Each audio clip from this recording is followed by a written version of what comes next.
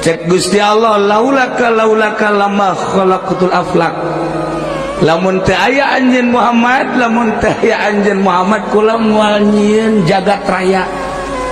Mun eueuh Kangjeng Nabi moal aya Haji Rusdi. Mun eueuh Kangjeng Nabi moal aya Haji Adang. Mun eueuh Haji Rusdi moal aya Bijam Sinah. Bijam Sinah. Tah ieu lah. Kusabab aya Kangjeng Nabi, ayalah langit, ayalah bumi, ayalah urang. Nu paling indah aya sorga jeung aya neraka. Justru Kangjeng Nabi diutus ke alam dunia teh, inna arsalnaka syahida wa mubasysyiran wa nadhira wa da'iyan ilallah wa sirajan munira wa da'iyan ilallah biidni wa sirajan